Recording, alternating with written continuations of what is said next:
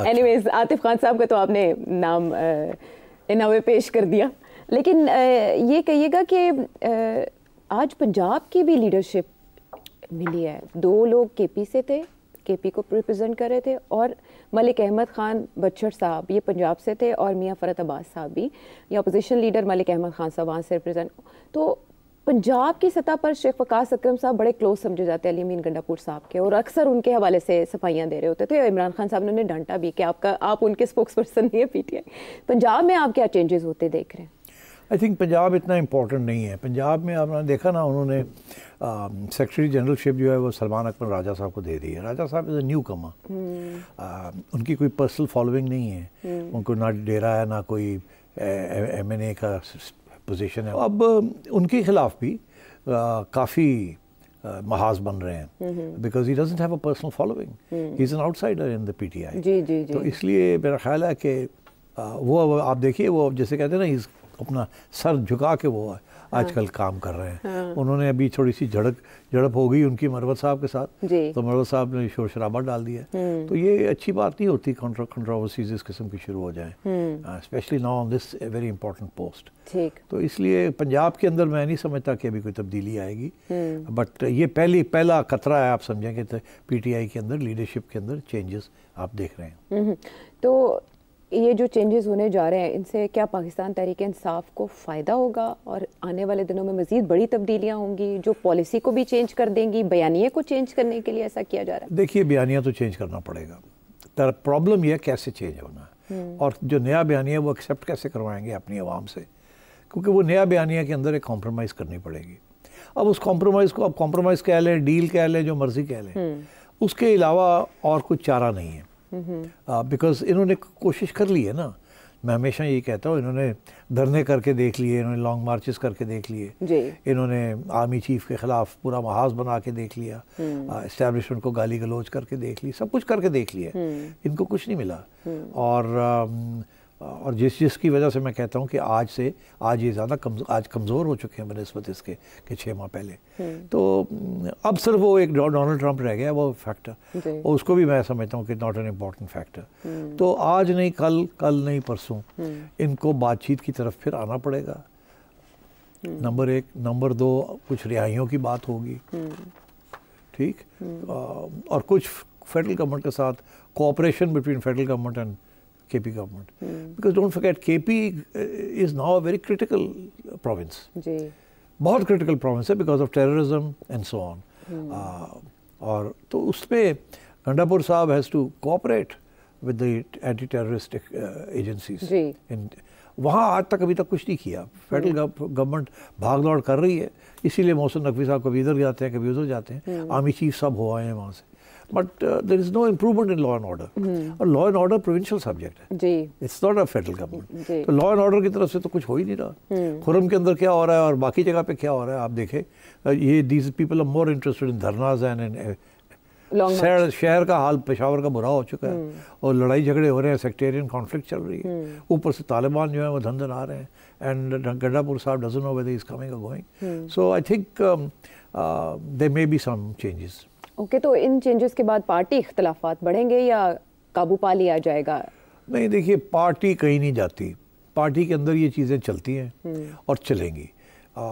ये पार्टी है उस किस्म की मिडिल क्लास की जो आज तक they have never had a voice. ये बिल्कुल समझे सोशल मीडिया पार्टी है, ये सोशल मीडिया के अंदर फ्री फॉर ऑल है, जड़ा उठता है बोल पैदा, ठीक, और तो अनारकी है बहुत सारी। नई छोटी पार्टी, नई पार्टी है ना, बहुत बड़ा सपोर्ट मिल गया, मगर पार्टी इज़ वेरी न्यू। ये नून लीग और पीपल पार्टी वाले थे पुराने घोड़े ने, ठीक है जी, ये तो 30-40 साल हो गए ना लग गया, ठीक है, तो ये तो बेचारे नए आए हैं अभी, तो इनको वक्त लगेगा to effect party discipline and party organisation. इसीलिए इस्टेब्लिशमेंट इनसे पहले नाराज़ रही है कि यार आप पार्टी नहीं बना पाते, आप बंदे नहीं निकाल पाते, आप अपना वोट नहीं निकालते। इसीलिए 2018 की इलेक्शन में फिर इनकी हेल्प करनी पड़ी RTS सिस्टम तोड़ के, और इस दफ़ा फिर करना पड़ी। तो मतलब ये है कि इनको खड़ा करना पड़ा, खुद तो खड़े हो नहीं सकते थे। तो इस सेम पेज में इसके सहारे के बगैर खान साहब तो हिलते नहीं थे कुछ, सारा वक्त यही था कि यही करेंगे ये। यहाँ तक खान साहब ये कहते थे कि जी वो ISI मुझे टैप करती है मेरे फ़ोन, तो अच्छी बात है, वो मुझे प्रोटेक्शन के लिए करती है। तो ये सूरत हाल है। तो I think it will take time, but I think eventually इस पार्टी को मूवमेंट से हट के एक पार्टी बनना है और उसके अंदर discipline and organisation and accountability होनी चाहिए। It will take time. अच्छा, वैसे तो ये शायद सिर्फ एक वाइल्ड गैस ही हो सकता है कि जब अलकादिर ट्रस्ट में सज़ा हुई इमरान खान साहब को और उनकी अहलिया को भी, जो कि एक अरसे से ज़मानत पर थी, और आपने बताया कि उन्हें ज़मानत पे क्यों छोड़ा गया है, और उसके बाद लॉन्ग मार्च हुआ और बुशरा बीबी का जो भी किरदार रहा, अलकादिर ट्रस्ट पे सज़ा के नतीजे में वो वापस जेल चली गई। उस सज़ा के बाद अली अमीन गंडापुर साहब की तकरीबन 1.5 घंटे तक इमरान खान साहब से मुलाकात हुई, लेकिन मीडिया से बात किए बगैर वो चले गए। क्या बुशरा बीबी को सज़ा दिलवाने या जेल भिजवाने में अली अमीन गंडापुर साहब का कहीं कोई नहीं? देखिए, मैं इस किस्म की कंस्पिरेसी थ्योरीज में नहीं बिलीव करता। अच्छा, हमें दूर ही रहना चाहिए। ये आप वी लॉगर्स की सुन के बातें तो सवाल करना शुरू कर देती हैं आप। असल में देखिए, अमीन गंडापुर साहब की हिम्मत नहीं है कि वो बुशरा बीबी के खिलाफ कोई साजिश करें, सवाल ही पैदा नहीं होता। मगर ये ज़रूर है कि बुशरा बीबी जो है वो कर सकती है, वो कुछ भी कर सकती है, वो कुछ भी कर सकती है। हाँ, तो इसलिए इन्होंने गलती की कि ये समझे कि मैं चीफ मिनिस्टर हूँ और मैं इंडिस्पेंसिबल और मेरे बगैर कैसे होगा, और इन्होंने उस वक्त बुशरा बीबी को वो अहमियत नहीं दी जो वो चाह रही थी। और तो नज़र भी आ रहा था कि वो, तो मेरा ख्याल है बुशरा बीबी ने माइंड किया, उन्होंने कहा अच्छा फिर ठीक है, मौका मिला तो उन्होंने। मैं तो ये भी कहूँगा आपसे कि जब से ये बुशरा बीबी को अडियाला जेल में भेजा गया है और खान साहब भी अडियाला जेल में है और मुलाकातें भी ज़्यादा नहीं लोगों को करने दिया जा रहा, तो अब अगर शक करना हो तो फिर तो बहुत से शक किए जा सकते हैं। तो मेरी कान के अंदर कुछ लोग आके फुसफुस भी करते रहते हैं। क्या कहते हैं? वो कहते हैं तोड़ा की ख्याल है कि इमरान खान और बुशरा बीबी मुलाकातें नहीं हो रही। कौन पॉलिसीज बना रहा है, क्या हो रहा है? मैंने आपसे पूछा कि अचानक मुलाकात कैसे होगी, आपने मुझे अब जवाब दे दिया। मैंने कोई जवाब नहीं दिया, मैं तो कह रहा हूँ लोग कान में आके फुसफुस करते रहते हैं। अच्छा, ठीक। तो ये मुज़ाकराती अमल के हवाले से भी उन्हीं लोगों ने फुसफुस करके बताया कि पीटीआई वापस आ जाएगी, क्योंकि अब उन्होंने कहा मुज़ाकराती कमेटी से मुझे मुलाकात करने दीजिए इमरान खान साहब ने। रातों रात नहीं होता कुछ, पहले ये बात चलती है, फिर आगे चलते हैं, फिर पीछे हटते हैं, फिर गाली गलौच होती है, ताकि अपने क्रेडेंशियल्स ठीक रहे ना। इतना लगे लम्बे ही पै गए। हाँ ठीक है, लम्बे पैंट तो पहले भी थोड़ी जी टूट, हाँ ये वो वारा करनी पड़ती है ना। हाँ, तो इसलिए ये वही उसी किस्म की गेम है ये। बट इवेंचुअली मेरा ख्याल है ये जो लीडरशिप चेंज हुई है ना, this is a good sign from a political point of view. अच्छा, हाँ। तो मुज़ाकराती अमल के बारे में अब सलमान अकरम राजा साहब की सख्त अप्रोच और फिर उसके बाद बैरिस्टर गौहर और इन लोगों का ये कहना मुज़ाकराती कमेटी को मिलने दिया जाए, इमरान खान साहब कह रहे हैं कि मुझसे मुलाकात कराने दी जाए, उसके बाद आगे का लाहेमल। तो रिजिड अप्रोच पहले अपनाना कि हमने मुज़ाकरात ही नहीं करने, और उसके बाद ये कहना कि मिलने दिया जाए, फिर हम बताएंगे। तो आप देखिएगा ना, बैरिस्टर गौहर हो गए तो पहले से ही इज़ वेरी कंसिडर्ड, ज़्यादा वो गाली गलोच की तरफ, लड़ाई झगड़े की तरफ नहीं, वो धंधनाते नहीं हैं। हाँ। मगर राजा साहब थोड़े बहुत धंधनाते थे ना। हाँ। मगर आप देखिएगा टोन जो है ना वो अब थोड़ा रीजनेबल हो जाएगी।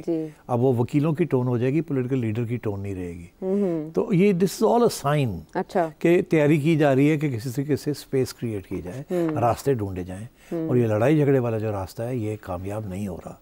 तो इसलिए अब अगला सवाल ये खड़ा होता है कि क्या खान साहब अभी भी ये सोचेंगे कि जी अगर ये कमीशन वमीशन नहीं बनती और ये मुज़ाकरात होल्ड रहते हैं या बंद ही हो जाते हैं और चल के फिर रुक जाते हैं, तो क्या खान साहब फिर धमकी देंगे कि जी चले जी एक लॉन्ग मार्च और कर दें, एक 10,000 बंदा लेके आओ और चलो आके फिर इस्लामाबाद डी चौक चलिए? क्या ये करेंगे?